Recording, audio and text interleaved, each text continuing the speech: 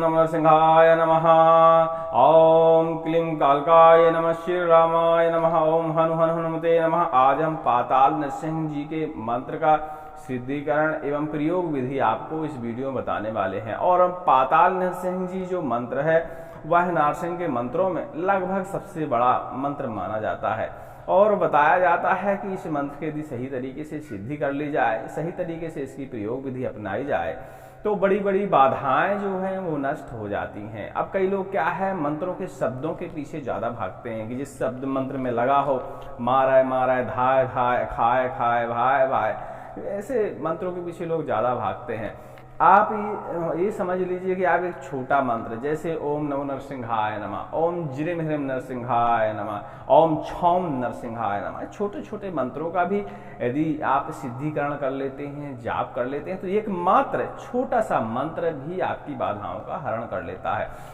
और नरसिंह भगवान, नारायण भगवान के जो मंत्र होते हैं यह सभी प्रकार की बाधाओं का हरण करने में सक्षम मंत्र माने जाते हैं।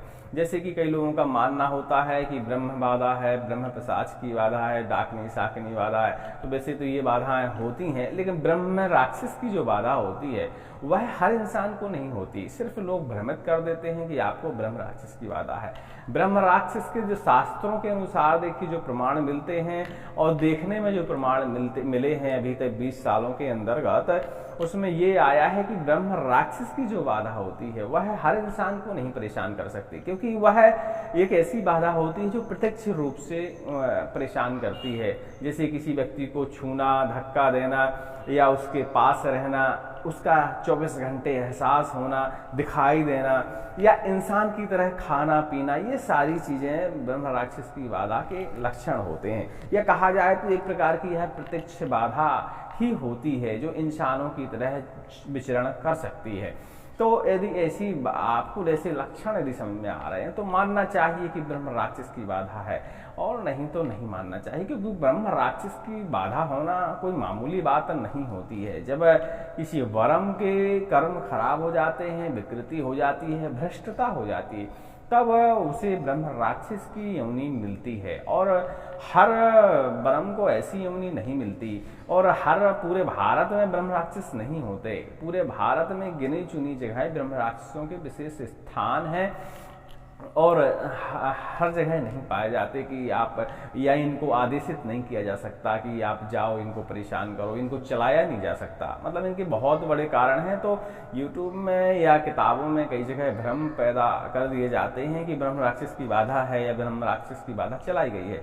ब्रह्म राक्षस की बाधा को कोई नहीं चला सकता। ब्रह्म राक्षस की बाधा तभी आती है जब या तो आप उसके स्थान को खंडित करें, या उसका कोई उपद्रव कर दें, या उसको कुछ और ऐसा कर दें कि उसको बुरा लगे, तब ब्रह्म राक्षस की बाधा आपको परेशान कर सकती है। बल्कि ब्रह्म राक्षस की बाधा चलाई नहीं जा सकती। लेकिन यदि है ऐसी कोई बाधा तो उसका भी नरसिंह भगवान जी निदान करते हैं। नरसिंह भगवान जी सभी प्रकार की बाधाओं का नाशन करने वाले माने जाते हैं। और ब्रह्म राक्षस और ब्रह्म जैसी बाधाओं में ब्रह्म विद्या एक हो गई, और ब्रह्म विद्या के अलावा नरसिंह जी के मंत्र, भगवान विष्णु के मंत्र, अस्त्र मंत्र, ऐसे मंत्र, पशुपतास्त्र मंत्र, ऐसे मंत्र ऐसी बाधाओं पे बहुत जल्दी असर दिखाते हैं और ऐसी बाधाओं को हमारे शरीर से, घर से दूर भी कर देते हैं। लेकिन वो अलग विषय हो गया। आज हम पाताल नरसिंह भगवान जी के एक मंत्र है जो डिस्क्रिप्शन में आपको मिल जाएगा, और कल आपने सुना भी होगा हमारे चैनल पे, तो आप देख लीजिएगा। उसी मंत्र का जो सिद्ध विधि विधान है वो आज हम अपने इस चैनल पे बताने वाले हैं। वैसे तो अभी बहुत दिनों से व्यस्त थे, गुप्त नवरात्रि चल रही थी, तो कुछ साधनाएं थी, कुछ हवन थे लोगों के, क्योंकि जो स्वस्थ हो जाते हैं उनका एक संपूर्ण हवन हमारे यहाँ करवाया जाता है।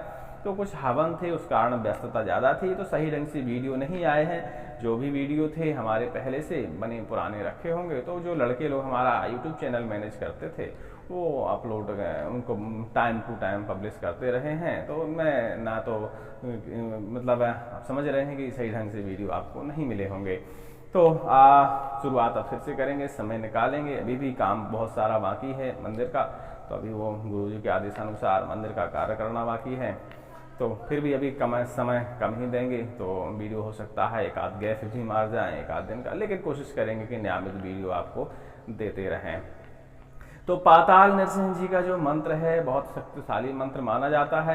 गढ़वाल के जो तांत्रिक होते हैं वो इस मंत्र का बहुत ज़्यादा प्रयोग करते हैं, और गढ़वाल के जो तंत्र ज्ञानी लोग होते हैं वो बाधा को हरण करने में माहिर होते हैं।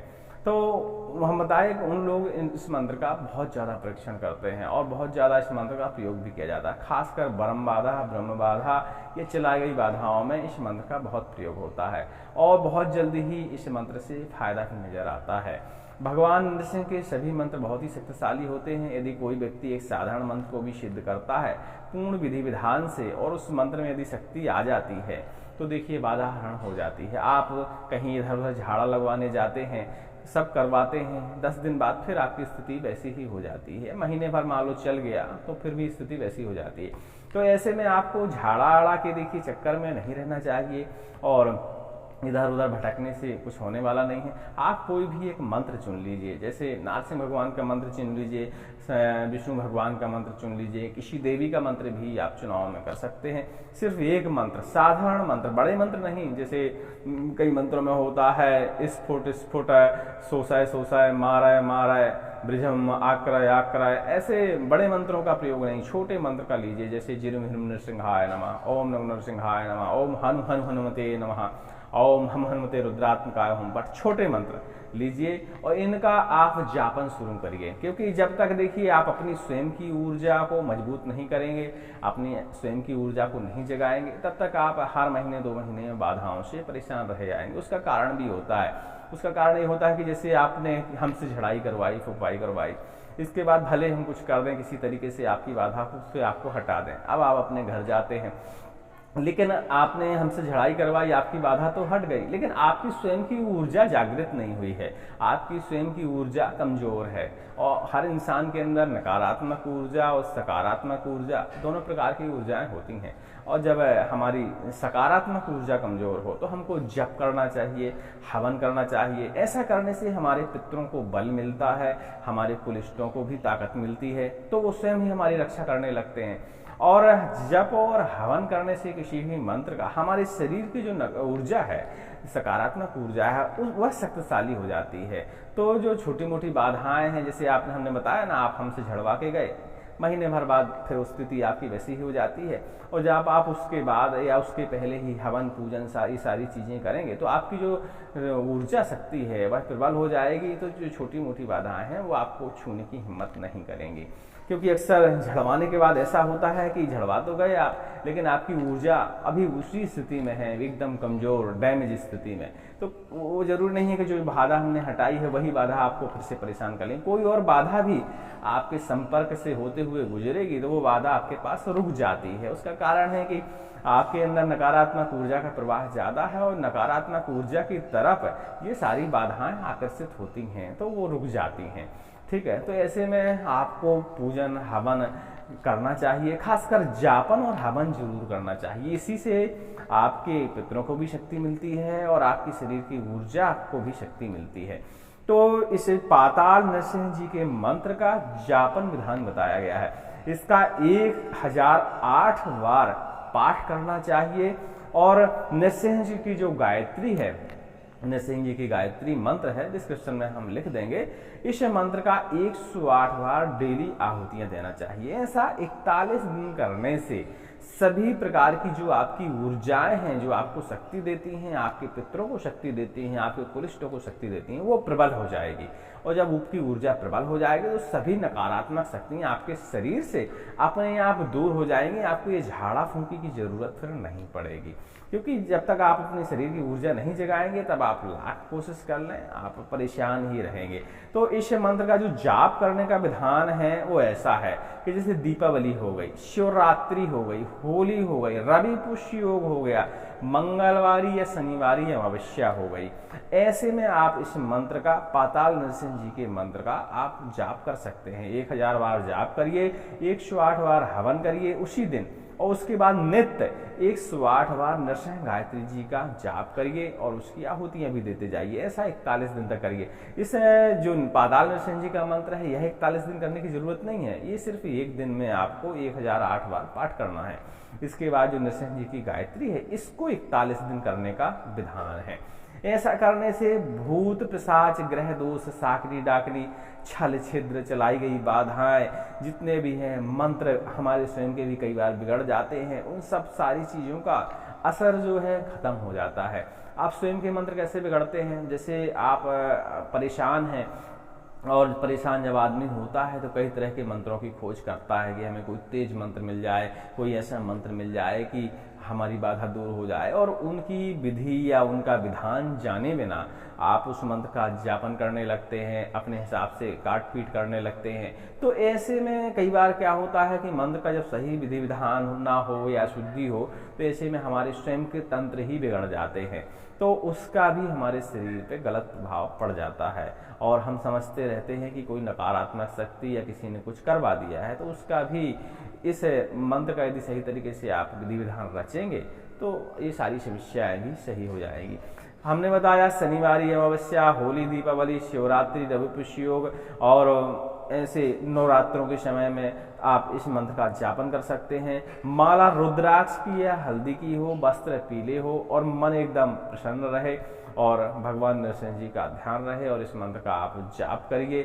और इसके बाद इनके नरसिंह जी की जो गायत्री होती है उसका आप हवन कर दीजिए। इसके बाद प्रयोग विधि तो इसकी है, लेकिन इतना यदि आप करते हैं तो आपको किसी भी प्रकार की प्रयोग विधि की फिर आवश्यकता नहीं है। लेकिन बता देते हैं इस मंत्र को सिर्फ जैसे आपने 1008 बार जाप कर लिया, फिर जब इसका प्रयोग करना है, क्योंकि आप जाप करेंगे तो आपकी बाधा तो हट जाएगी, क्योंकि आपकी जो ऊर्जा शक्ति है वो प्रबल हो जाएगी। लेकिन फिर भी यदि आप प्रयोग करना चाहते हैं इस मंत्र को 1 से 5 बार पढ़िए, भगवान नरसिंह जी का ध्यान करिए, एक कमलगटा लीजिए और कमलगटा जल में डालिए, उसके बाद उस जल में आप फूंक मारिए और उस जल को पी जाइए। स्वयं के लिए है, लेकिन दूसरों को यदि कष्ट है और आप इस मंत्र का प्रयोग करना चाहते हैं, क्योंकि आपने 1008 बार इसका जप किया है, तो यह मंत्र आपके लिए कार्य करेगा। तो जैसे दूसरों की बाधा हटानी है तो उसके लिए आप इसे 1 से 5 बार पढ़िए, उसके कान में फूंक मारिए और फिर दूर बैठकर 11 राई के दाने लीजिए। सफेद वाली राई अति उत्तम होती है, जब नहीं मिले तो आप काली राई से भी काम चला सकते हैं।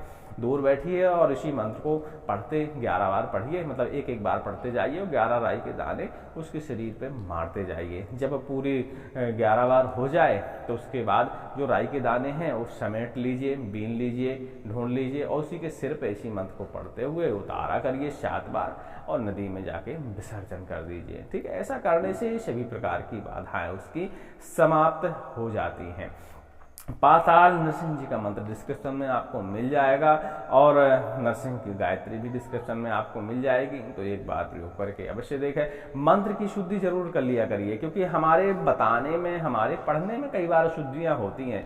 हम अपनी तरफ से तो अच्छा पढ़ने की कोशिश करते हैं, अच्छा बताने की कोशिश करते हैं, लेकिन कई बार हमारे सुर में अशुद्धि हो जाती है। ठीक है, तो मंत्र जब आप पढ़ा करिए तो मंत्र की शुद्धिकरण कर लिया करिए। आजकल तो 80% मंत्र सब ऑनलाइन है, तो आप ऑनलाइन भी उसकी शुद्धिकरण कर सकते हैं, नहीं किसी अच्छे शास्त्री से उस मंत्र की शुद्धिकरण करा सकते हैं। ठीक है, और नहीं तो आप तो पढ़े लिखे होंगे ही जब इस मंत्र को पढ़ेंगे, क्योंकि मंत्र संस्कृत में है, तो आप शुद्धिकरण स्वयं भी कर सकते हैं। 1-2 जगह देख लीजिए कि मंत्र मिलता जुलता है कि नहीं है, यदि कोई शब्द मिस्टेक है तो उस मंत्र में सुधार कर लीजिए। वैसे डिस्क्रिप्शन में जो हम मंत्र डाल रहे हैं वो सीधे हम फोटो खींचकर उसका शब्द कन्वर्ट करके डाल रहे हैं, तो गलती की गुंजाइश नहीं रहेगी कि मान लीजिए वो किताब से ही या शास्त्र से ही हम सीधे उठा के आपको डिस्क्रिप्शन में दे रहे हैं, तो उसमें गलती की नहीं गुंजाइश नहीं है। हाँ, लेकिन पढ़ने में जरूर कभी कभी अशुद्धि हो जाती हैं, जैसे भयंकर और भयकर में अंतर होता है, कई बार वो बिंदी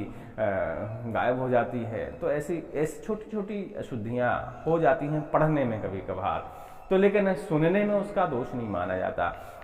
सुनने में इसलिए दोष नहीं माना जाता क्योंकि जो पढ़ता है या जो श्रवण करा रहा है वो उसका दोष होता है। सुनने वाला तो अपनी पूर्ण श्रद्धा से सुन रहा है, इसलिए उसका दोष कभी नहीं माना जाता।